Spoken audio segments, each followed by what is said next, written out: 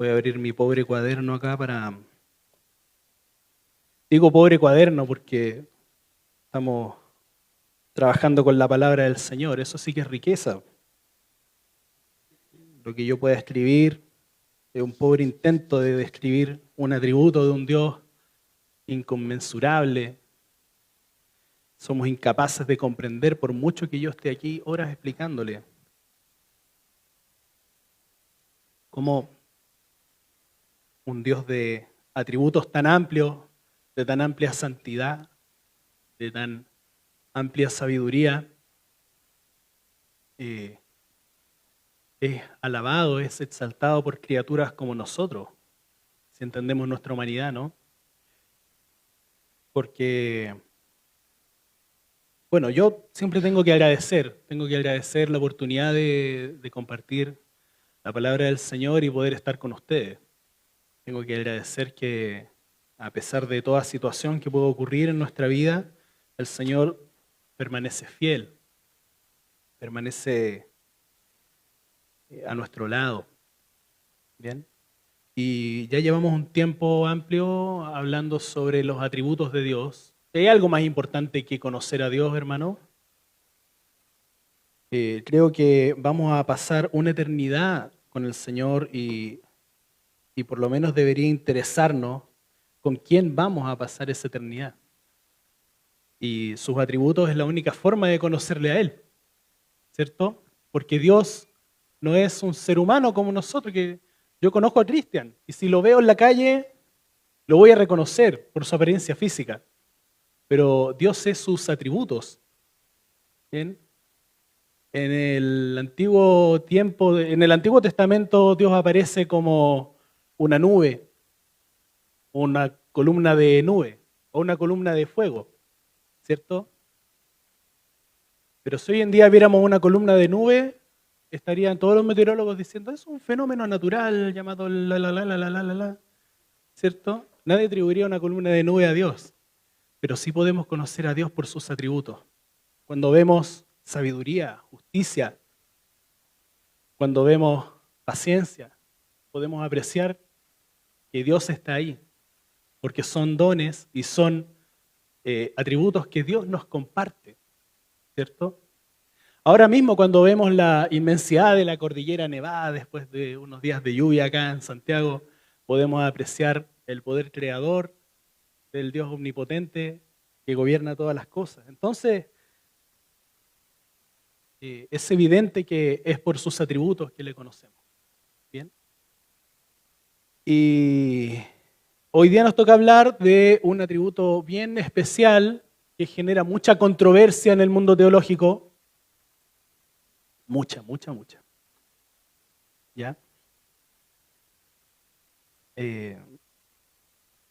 La justicia de Dios es un tema muy profundo, muy amplio, de mucho debate. Por lo tanto, hoy día nos vamos a abocar a los puntos centrales de esta doctrina y de esta teología propia del Dios justo, ¿cierto? Porque dentro de esta justicia hay muchas cosas que quizás nos puedan parecer dudosas a nuestra mente humana, porque muchas veces vemos a Dios aplicar una justicia muy severa con unos y una misericordia muy amplia con otros. Entonces, muchas veces vamos a pensar que Dios es injusto. Pero me estoy adelantando, así que vamos a hablar sobre la justicia de Dios hoy. Y siempre hay un dejo de melancolía, hermanos, de decepción, cuando pensamos en justicia.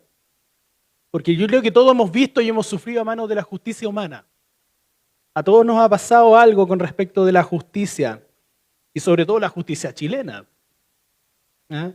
Donde cada vez apreciamos con mayor asombro y decepción cómo se aplica la justicia y cómo la corrupción ha hecho una mella imborrable en la justicia de nuestro país.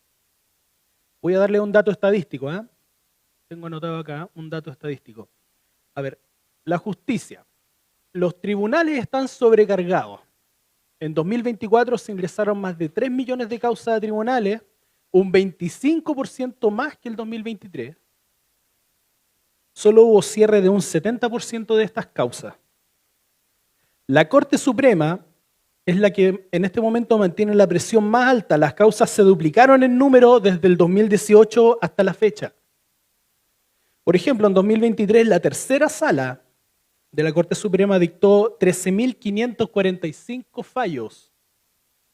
Esto quiere decir, según la cantidad de jueces en cálculos simples, que dejaron más o menos 6 minutos para deliberar por caso.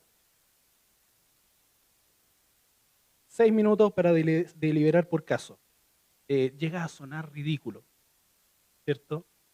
Porque hay casos que tienen así unos archivadores de cosas. Claro, la Corte Suprema ya llega a la pega más o menos resuelta desde la Fiscalía, desde otros juzgados, porque es la última instancia la Corte Suprema. Pero la verdad es que la confianza pública sigue a la baja. Encuestas de enero de 2025 muestran que un 78% de la población confía menos en la justicia respecto del año pasado. Además, el 86% percibe corrupción y tráfico de influencia. Eso vendría siendo un 98% de los encuestados. ¿Ya? Y el World Justice Project, que es una organización internacional que evalúa la justicia en los países, situó a Chile en 2024 con un puntaje de 0.60 en justicia civil. Eso es paupérrimo. Un 0.54 en justicia penal. Eso es más que paupérrimo. Indicando también los profundos defectos en la burocracia, la baja imparcialidad en los casos y un sistema penitenciario poco efectivo, ¿cierto? Lo que llamamos la puerta giratoria. Sí. Este es un patrón que se aprecia no solamente en la justicia chilena, sino que en toda Latinoamérica, con cifras aún más deficientes respecto de cómo la población evalúa la justicia en sus países. Por lo tanto, cuando hablamos de justicia, a nosotros los seres humanos comunes y terrenales, sentimos decepción. Decepción. Estamos frente a una crisis de justicia y nosotros sabemos por qué esta justicia es tan deficiente. Lo sabemos, porque el ser humano no está interesado en ser justo. Nuestra justicia es imperfecta y está corrupta. En contraste podemos apreciar, ¿cierto? Mirando hacia el cielo, a nuestro Dios y su perfecta justicia, y podemos hallar consuelo en que Dios es justo. Y vamos a leer Deuteronomio 32, del 1 al 5, dice: escuchad cielos y hablaré, y oiga la tierra los dichos de mi boca. Goteará como la lluvia mi enseñanza, destilará como el rocío mi razonamiento, como la llovizna sobre la grama, y como las gotas sobre la hierba, porque el nombre de Jehová proclamaré, engradeced a nuestro Dios. Él es la roca, cuya obra es perfecta, porque todos sus caminos son rectitud. Dios de verdad y sin ninguna iniquidad en él, es justo y recto. La corrupción no es suya, de sus hijos es la mancha, generación torcida y perversa. A ver, si recordamos la última vez que yo estuve aquí, y no me ve hace 2 semanas, yo me imagino que ya estaba pensando que me había ido. No me fui, para desgracia suya. Si recordamos eso, hablamos sobre la seidad de Dios, ¿ya? En un episodio donde Moisés, ¿cierto?, ahí en el páramo, en el desierto, se encuentra con una zarza ardiente y una vez salido el pueblo de Egipto, ¿cierto?, Moisés en el monte recibe revelación de parte de Dios, ¿ya?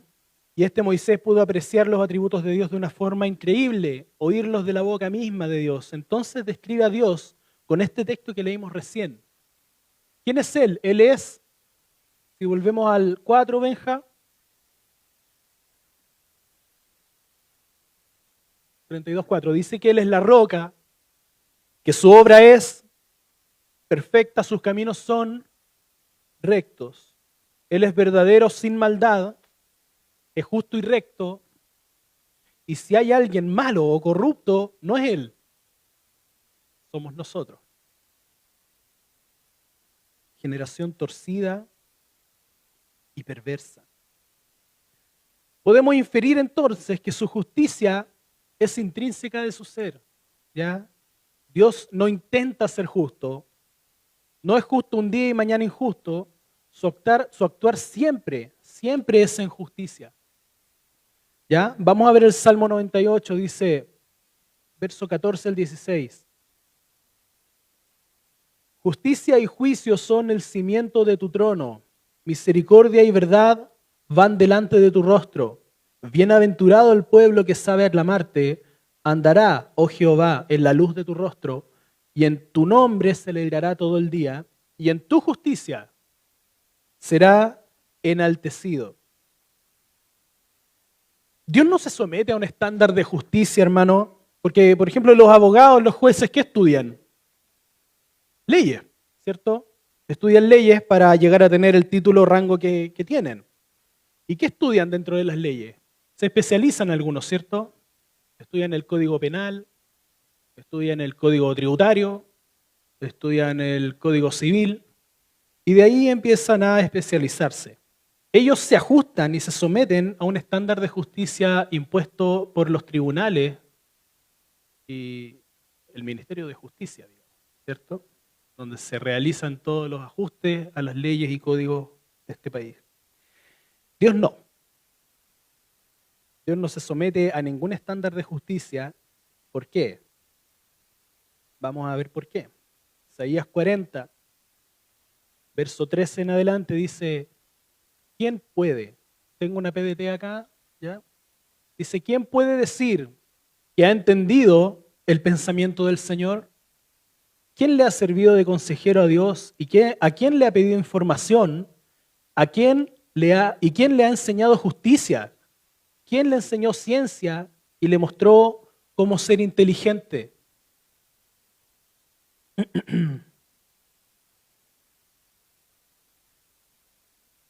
Llegamos hasta el 14 nomás, está bien.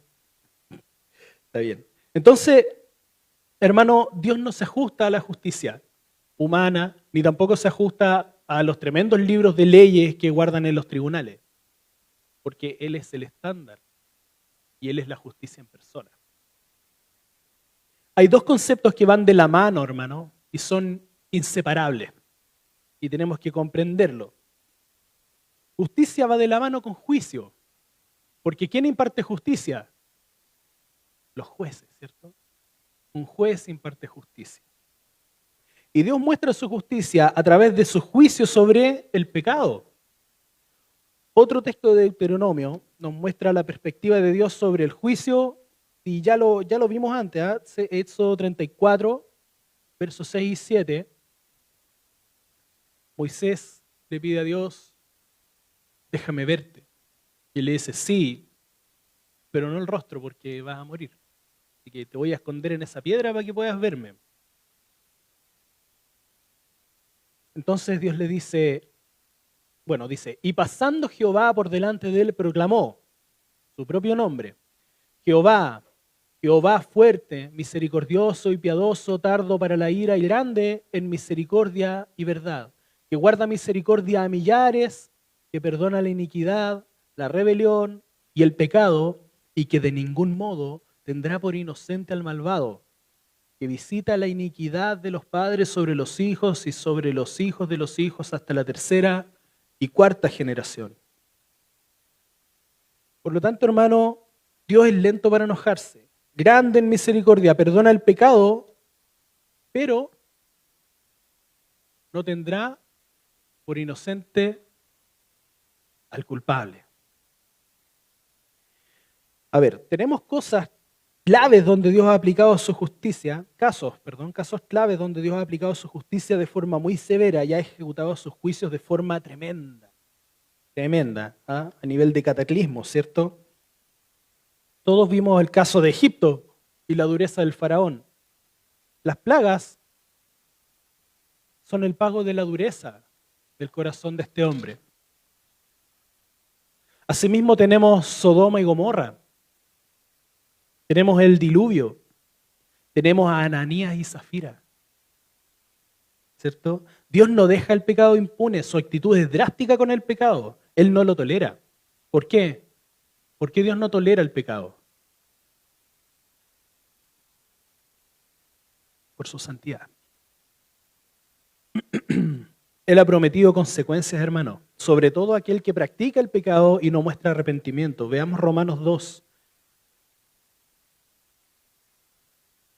verso 5 en adelante. Pero por tu dureza y por tu corazón no arrepentido atesoras para ti mismo ira en el día de la ira y de la revelación del justo juicio de Dios, el cual pagará a cada uno conforme a sus obras.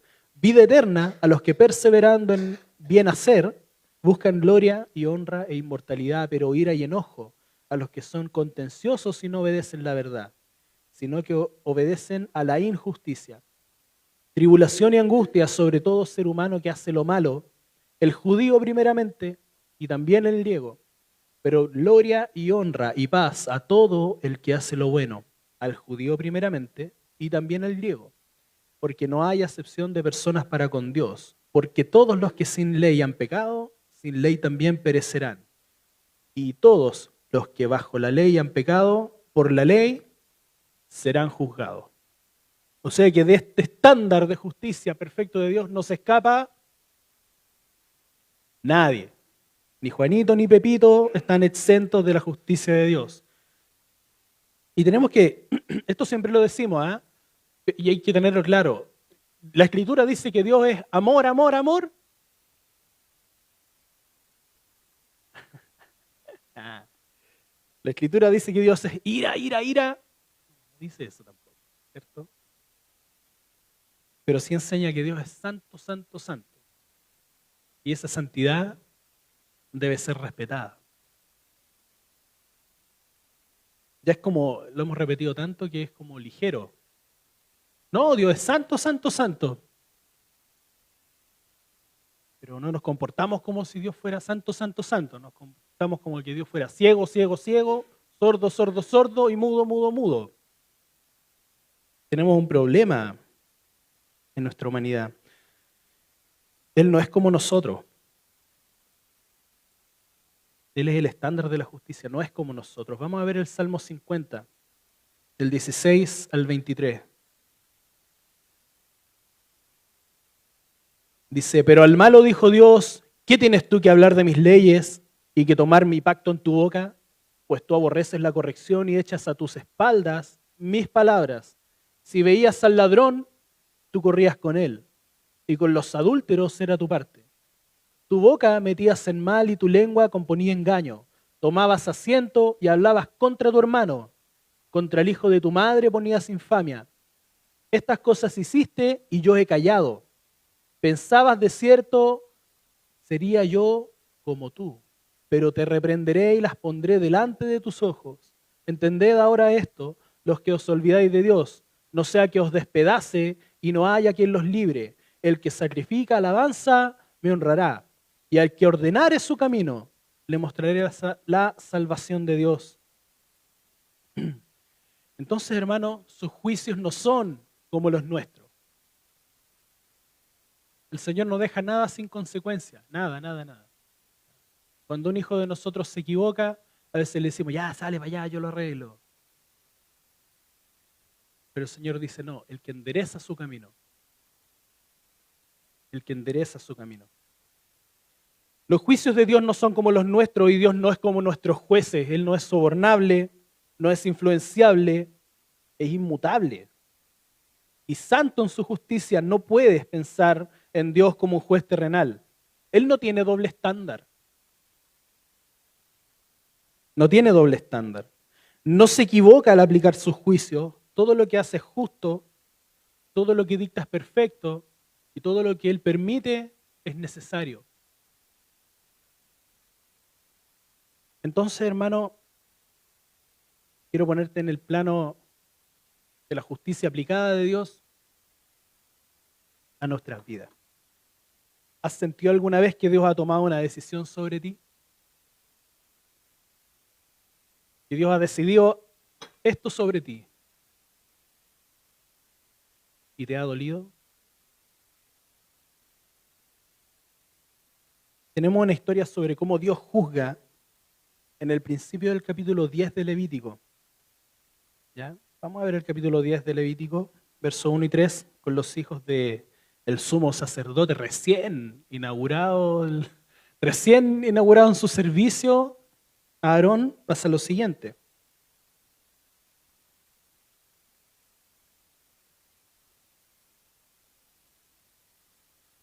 Nadab y Abiú, hijos de Aarón, tomaron cada uno su incensario y pusieron en ellos fuego, sobre el cual pusieron incienso y ofrecieron delante de Jehová fuego extraño que él nunca les mandó.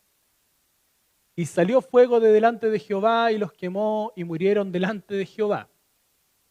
Entonces dijo Moisés a Aarón, esto es lo que habló Jehová, diciendo, en los que a mí se acercan, me santificaré, y en presencia de todo el pueblo seré glorificado.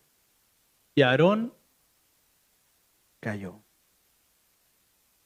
Bien, ¿quién era Aarón en todo esto? Hermano de Moisés, ¿por cierto? El sumo sacerdote, el primer sumo sacerdote del templo. Bueno, del tabernáculo. Y sus hijos cometieron un error infantil, pero gravísimo.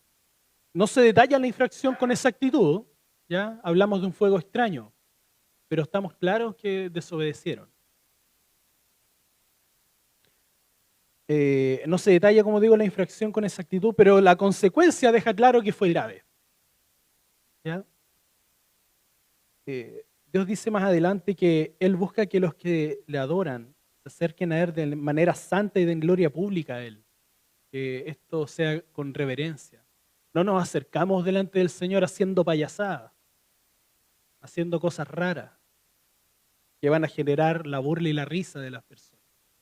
Nos acercamos al Señor con reverencia, con respeto, independiente de la opinión de los demás. Entonces, habiendo Dios hablado, pensemos en Aarón. Aarón, bueno, la gente que tenía alguna cosa con Dios iba a donde Moisés, ¿por cierto? Entonces yo me imagino a Aarón yendo donde Moisés ofuscado, diciéndole, oye, ¿qué es esto? ¿Qué clase de Dios es este que son un par de cabros que hicieron algo malo? Mira cómo lo quema vivo ahí y se mueren al tiro. Me lo imagino, yo no sé, una reacción humana porque quizá no lo dice, pero tengo que suponerlo, porque yo reaccionaría de la misma manera siendo un ser humano, ¿cierto?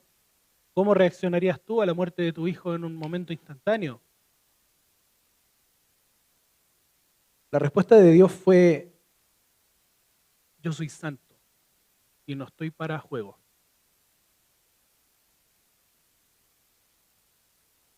Yo merezco reverencia, no, aquí no hay espacio para tonteritas. Entonces Aarón respondió con silencio. Un silencio doloroso, pero silencio. Fue una buena respuesta. ¿Cuál es tu respuesta, hermano, ante las decisiones de Dios para ti? Cuando Él emite un juicio y nos duele. Lo conocemos al punto de aceptar su voluntad con fe y paciencia, aunque el dolor sea agudo, agónico. Esto solo es posible conociendo que Dios es justo. Es muy importante que sepamos que Dios es justo, porque cuando pasen cosas en nuestra vida, muchas veces son culpa de nosotros, ¿eh? Pero muchas veces Dios actúa en nuestra vida de forma dolorosa para que aprendamos. Y digo yo, ¿acaso su justicia, aunque severa, como se ve, no es amorosa? A nuestra mente humana le cuesta entender que algo así sea un gesto amoroso. Pero creo que Dios lo hizo una vez para no tener que hacerlo más. ¿Cierto? Algo tan grave como herir de muerte a los hijos del sumo sacerdote era un ejemplo tan fuerte para el pueblo que nadie iba a ir a jugar a prender velitas al altar del Señor. ¿cierto? Ahora hablando de justicia amorosa, justicia dolorosa, ¿te han multado, hermano, alguna vez? ¿Te han puesto una multa? Hermano, a mí me han multado. Exceso de velocidad, multa gravísima. ¿Cuándo fue? Como hace 2 años atrás. Hermano, 250 lucas. Esa es una plata que te duele. Duele, pero duele. Pero mira, hermano, ¿qué duele más? ¿Pagar la multa y no tener más ganas de correr a 100 en zona de 80? ¿O pegarte el tortazo con toda tu familia en el auto y que se muera alguien? ¿Qué dolerá más? Ay, parece severo pagar 250 lucas, pero pagar 6 meses de recuperación de tu hijo con ambas piernas quebradas es más caro, más doloroso y más terrible para todos. Entonces, ¿hay un dejo de amor quizá en esta advertencia dolorosa? Yo creo que sí, ¿cierto? Yo no creo que los jueces con amor ni los carabineros con amor te escriban el parte, pero sí creo que por amor hay que obedecer la ley. ¿Qué dolor prefieres? ¿La multa o la tragedia? La multa decidida por un juez tiene la intención de generar dolor para evitar una consecuencia peor. Y no es así como Dios ha advertido a la humanidad a través de sus juicios que las consecuencias eternas del pecado son mucho más dolorosas que las consecuencias temporales, porque sufrimos consecuencias temporales y hay consecuencias eternas, ¿cierto? ¿Cuánto duró el diluvio? Había una humanidad completa, ¿cierto? Y el diluvio duró 40 días, 40 noches. Murió toda la gente menos los que estaban en el arca. Pero después se volvió a poblar la tierra. Las flores volvieron a crecer, el mar volvió a su lugar, los cerros se secaron y fue temporal.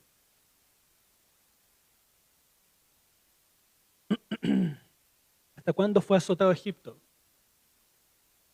Hasta que Israel se fue. Hasta que Faraón fue derrotado. ¿Cuánto tiempo anduvo errante Israel en el desierto? 40 años. Todo esto tuvo una duración temporal, ¿ya? Fue un tiempo. Pero hay un juicio que se paga con pena eterna. Ese es el que a Dios más le preocupa. A veces por hacer el mal en nuestra vida Dios aplica disciplina. Y la disciplina, según la Escritura, puede llegar hasta la muerte, con la intención de salvar tu alma de un mal peor. Entonces, hermanos, tú y yo no queremos estar bajo la culpabilidad ese día en que el Señor juzgue con justicia a través de aquel a quien Él ha designado, que es Jesucristo, ¿cierto? Vamos a Romanos 6, 23. Porque la paga del pecado, usted lo sabe, ¿eh? Porque la paga del pecado es muerte, mas la dádiva de Dios es vida eterna en Cristo Jesús, Señor nuestro. Nunca se me olvida cómo el hermano Correa enseña esto. ¿Ah? Él dice, Dios es juez y da veredicto. La paga del pecado es separación total de Dios. ¿Cómo nos vamos a librar de la sentencia del Dios Todopoderoso, omnisciente, omnipotente? Hermano, no podemos ser como este caso de contingencia, ¿no? El Martín de los Santos, que a los jueces se les olvidó poner el arraigo nacional. Dios no se va a olvidar de ponerte arraigo nacional, ni mundial. O sea, ¿de dónde te vayas a esconder? Del Dios que está en todo lugar y que todo lo sabe. Es una justicia que es inapelable, es una justicia que es en todo lugar, en todo tiempo. No podemos, nadie puede librarse de la justicia de Dios. Entonces, hermano, ¿qué vamos a hacer? Por eso hay una buena noticia que es el Evangelio, porque hay una mala. Hay una mala que es la ira de Dios. No podemos recurrir a un juez humano para decirle al Señor, mira Señor, yo tengo un recurso de protección para que no me queme en el infierno. que me deje ahí afuerita de la ciudad, pero en el infierno no. Nadie te va a defender de un juicio como ese. Nadie humano.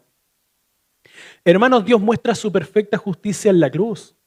No solo eso, sino que todos sus atributos son desplegados gloriosamente en la cruz del Calvario. ¿Por qué? Porque su santidad con la que Él vivió nos justifica. Su misericordia nos reconcilia con Él. Su sabiduría ejecuta un plan perfecto trazado desde antes de la creación hasta el día en que se ejecuta. Su amor nos rescata. Su justicia apacigua su ira. Todos los atributos en plena acción en la cruz del Calvario, hermano. ¿No es Cristo aplastado bajo todo el peso de la ira del Dios Santo? Claro. Mira, hermano, nosotros tenemos a nuestra cuenta una justicia perfecta. Porque ¿cómo podrías pagar una deuda eterna con el Dios eterno? ¿Acaso el billete que tenías en el bolsillo te dura eternamente? No, ni nosotros, aunque ya usted va a pagar con trabajos forzados 100 años. Trabajos forzados 100 años, o sea, si es que vivo 80, po. ¿Cierto? Imposible. No podemos pagar un castigo eterno. No podemos pagar una deuda eterna porque hemos ofendido a un Dios eterno. Bueno, hermano, lo que nosotros no podíamos soportar, Cristo, quien porta en Él la plenitud de la deidad, ha pagado en su eterna existencia la eterna deuda de la humanidad. ¿Entiende los trabalenguas, cierto? O sea, un ser humano, pongámonos en el caso de que un ser humano fuera santo al punto que pudiera pagar los pecados de alguien. Podría como mucho pagar los pecados de uno, po. Pero no de toda la humanidad, porque el ser humano no es eterno, tiene una vida. Sin embargo, Cristo tiene una vida que no termina, y esa es la que se entrega. Tenemos que hacer la equivalencia, ¿cierto? Si la deuda es eterna, Cristo tenía que ser eterno para pagar la deuda eterna. La justicia es una balanza, ¿cierto? Y tenemos que...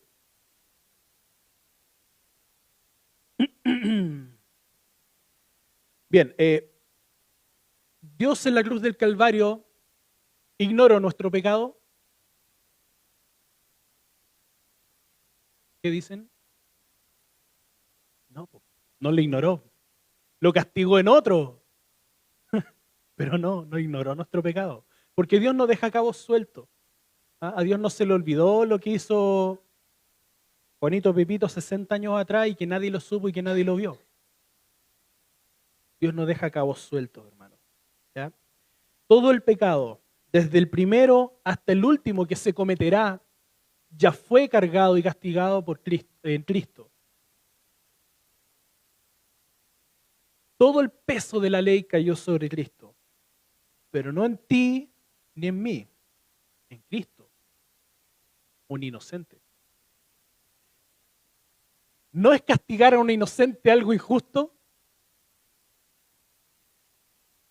Dime, ¿no estábamos hablando de que Dios no tendrá por culpable, por inocente al culpable? Por lo tanto, tampoco va a tener por culpable al inocente. ¿Cristo era culpable? No, ¿por qué lo condena? ¿Por qué lo lleva a él a morir ahí? Hay una sola forma de entender esto. Que Cristo sea Dios. Que Él mismo apacigüe su justicia. No hay otra forma. Porque Dios no iba a sacrificar a un inocente. O se entrega Él mismo o no hay otra manera. Romanos 3:24 dice, por nosotros, siendo justificados gratuitamente por su gracia, mediante la redención que es en Cristo Jesús, a quien Dios puso como propiciación por medio de la fe en su sangre, para manifestar su justicia a causa de haber pasado por alto en su paciencia los pecados pasados, con la mira de manifestar en este tiempo su justicia a fin de que Él sea el justo y Él sea el que justifica al que es de la fe en Jesús. Dios manifiesta su justicia perfecta en Cristo, en la cruz. Y Él es el juez quien da la sentencia. Pero también es quien voluntariamente cumple la sentencia. No hay jueces humanos dispuestos a ir a la cárcel por usted, ni por mí, ni por nadie, ni por muy inocente que sea. Ninguno. Mucho menos por un culpable. Es absurdo. Yo no lo haría, tú no lo harías. Pero todo cambia cuando el juez que juzga tiene que condenar por su justicia a sus hijos. Ese es un panorama impensado. ¿Eh? Entonces imagínate que tú eres juez del cuarto juzgado de garantía de Cerro Navia.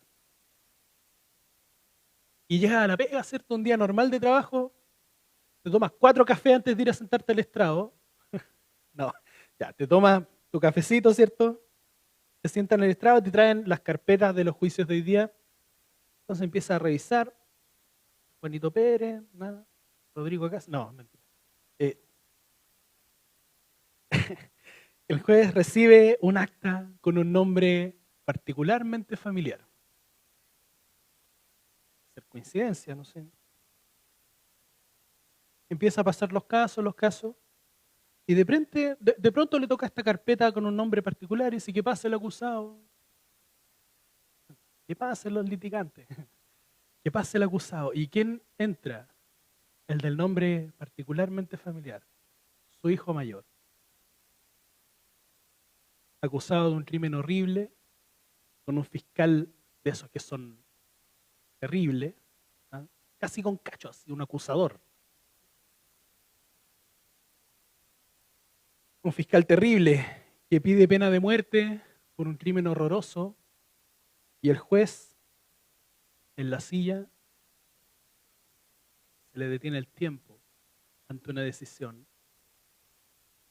que si no la toma él, la va a tomar otro. Tiene que tomarla.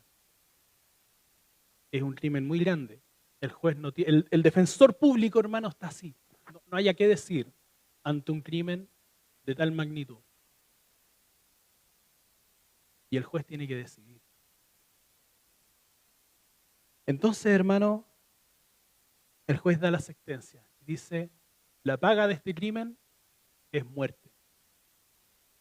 Entonces, en una escena inédita, jamás antes vista, jamás televisada, el juez se baja del estrado, saca sus ropas de juez, pone de pie al acusado y se sienta él ahí. Y dice, apliquen la pena. Ni en la mejor película de Hollywood pasa esto.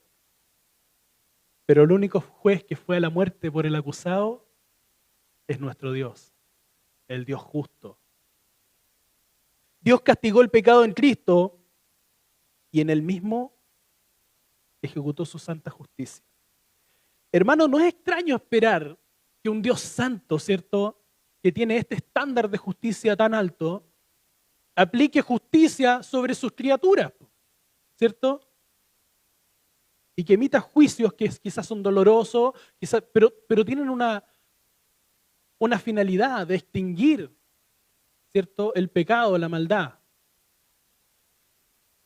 Lo que es extraño y nos debería llamar la atención es por qué un Dios santo, justo, eterno, perfecto, soporte criaturas que le ofenden a diario, una y otra vez, sin descanso. Solo hay una posible razón para esto. Vamos a revisar Hechos 17.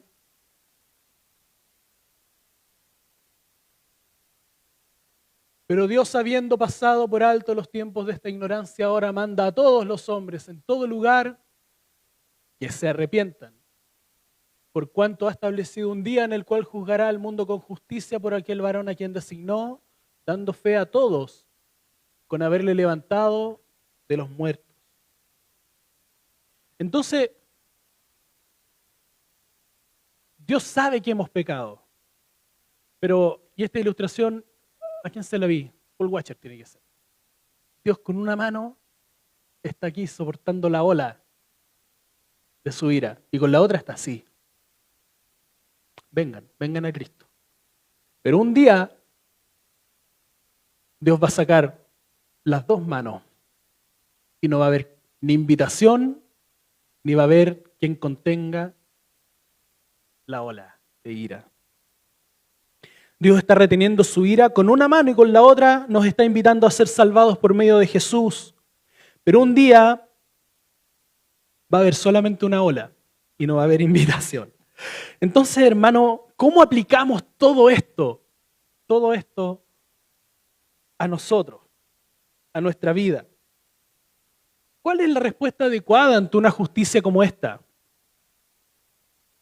Bueno, el texto que vimos en Hechos dice que Dios pasó por alto los pecados de nuestra ignorancia.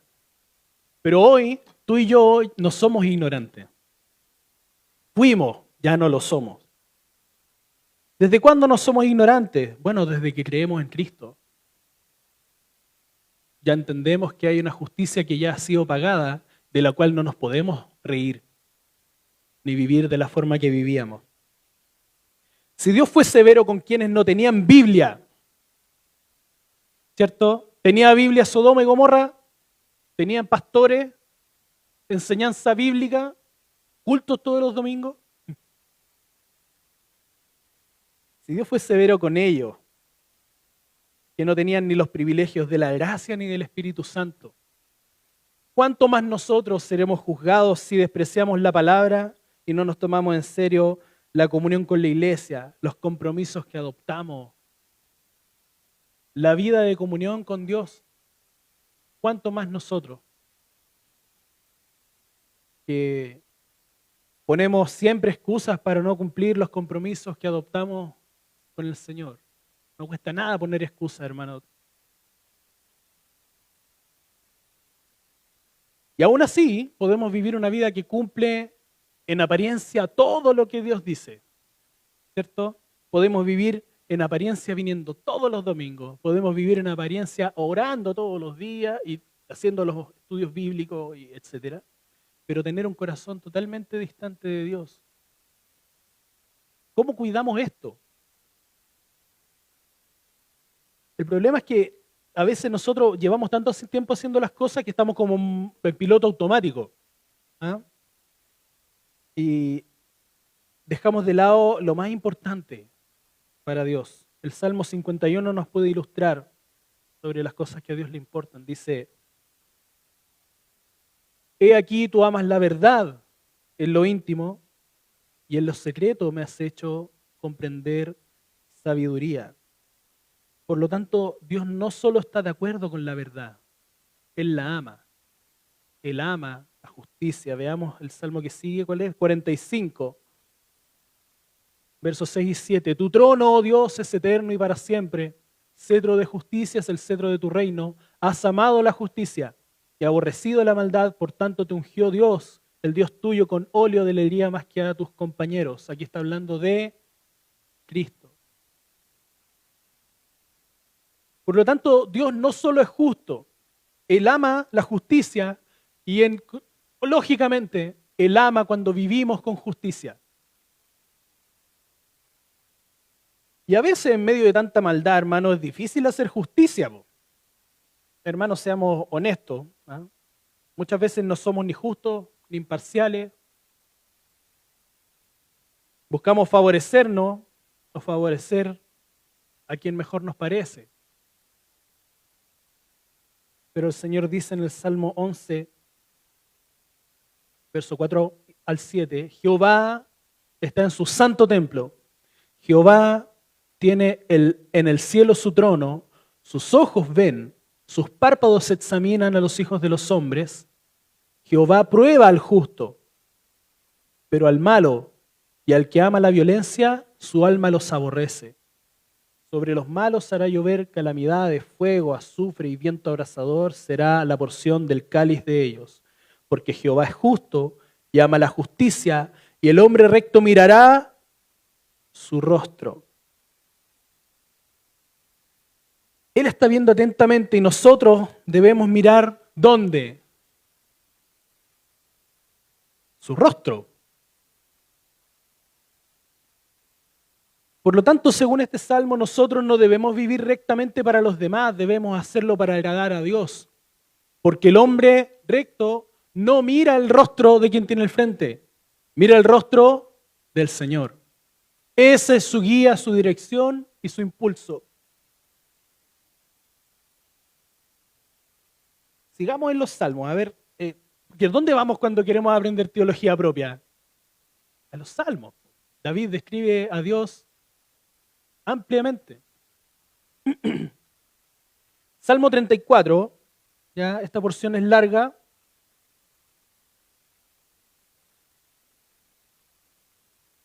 Dice, bendeciré a Jehová en todo tiempo. Ay, se me cerró. Bendeciré a Jehová en todo tiempo. Su alabanza estará de continuo en mi boca. En Jehová se gloriará mi alma, lo oirán los mansos y se alegrarán. Engrandeced a Jehová conmigo y exaltemos aún a su nombre. Busqué a Jehová y él me oyó y me libró de todos mis temores. Los que miraron a él fueron alumbrados y sus rostros no fueron avergonzados. Recién hablábamos de que el hombre justo mira el rostro de él, ¿cierto? Los que miraron a él fueron alumbrados y sus rostros no fueron avergonzados. Este pobre clamó y lo oyó Jehová y lo libró de todas sus angustias. El ángel de Jehová acampa alrededor de los que le temen y los defiende. Gustad y ved que es bueno Jehová, dichoso el hombre que confía en él. Temed a Jehová, vosotros sus santos, pues nada falta a los que le temen. Los leoncillos necesitan y tienen hambre, pero los que buscan a Jehová no tendrán falta de ningún bien. Venid, hijos, oídme, el temor de Jehová os enseñaré. ¿Quién es el hombre que desea vida, que desea muchos días para ver el bien? Guarda tu lengua del mal y tus labios de hablar engaño. Apártate del mal y haz el bien, busca la paz y síguela. Los ojos de Jehová están ¿sobre quién?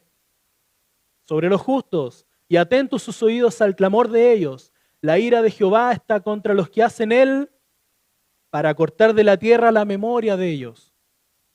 Claman los justos, y Jehová oye y los libra de todas sus angustias. Cercano está Jehová a los quebrantados de corazón y salva a los contritos de espíritu.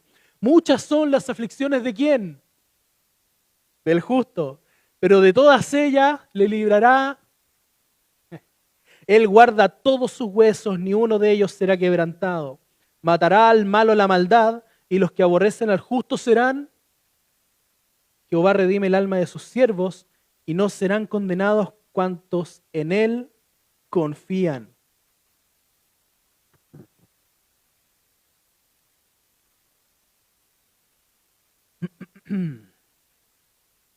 Hermano, hablamos mucho de los justos. Yo quiero preguntarte hoy día si tú eres justo.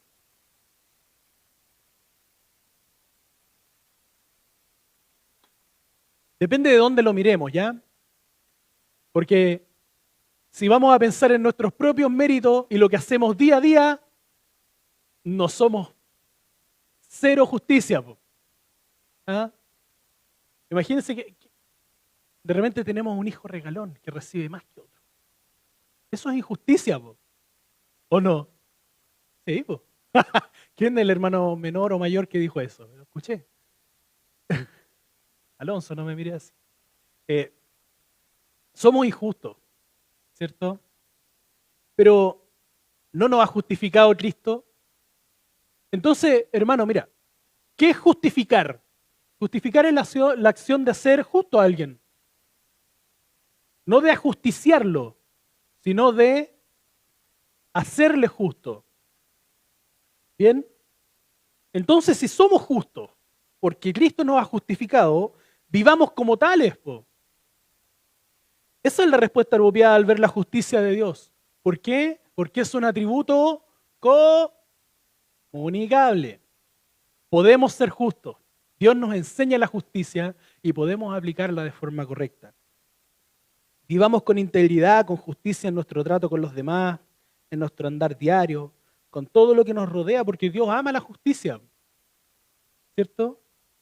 Y a los justos, obviamente, y reflejemos la justicia de Dios. Bueno, para terminar, hermano, Dios hace una advertencia.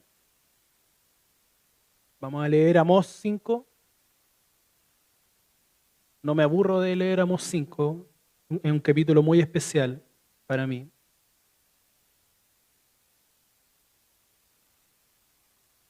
Bueno, tengo una versión que tiene un lenguaje más claro.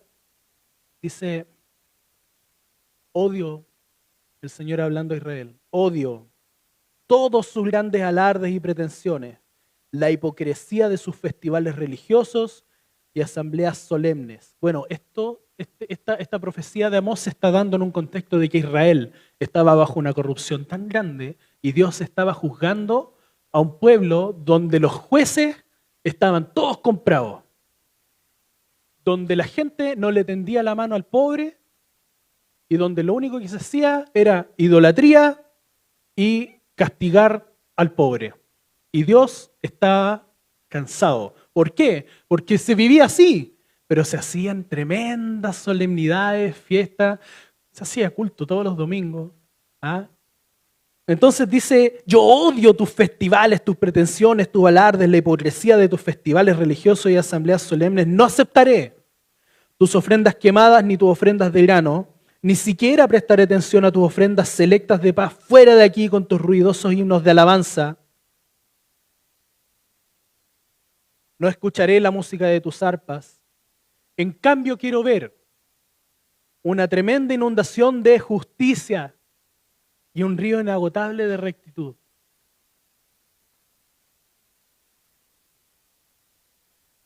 Lo que siento yo, y a veces de forma personal este texto me da mucho, es que a veces somos mucho ruido, mucho detalle, mucha imagen bonita, somos mucho ruido y somos poca justicia. Nos vemos hermosos, nos vemos como en un museo instalado, un museo de santos que cantan, no sé. Pero Dios desea justicia que vaya de la mano de la misericordia. Para Dios no es lo más importante el alarde, ¿cierto? La pompa, la festividad, que lo honran a Él. No, Él quiere que corran las aguas, la justicia, el juicio corra como agua y la justicia como un arroyo impetuoso. Más de uno de ustedes se ha metido en un río y se lo ha llevado, o ha tenido algún problema con el agua cuando es correntosa, ¿cierto? Un arroyo impetuoso, que a pesar de que se le opongan, no se detiene. Dios desea una justicia más allá de nuestras solemnidades y más allá de nuestras apariencias, porque Él realmente es justo, no como nosotros. Amén. Dios es justo. Que Dios les bendiga.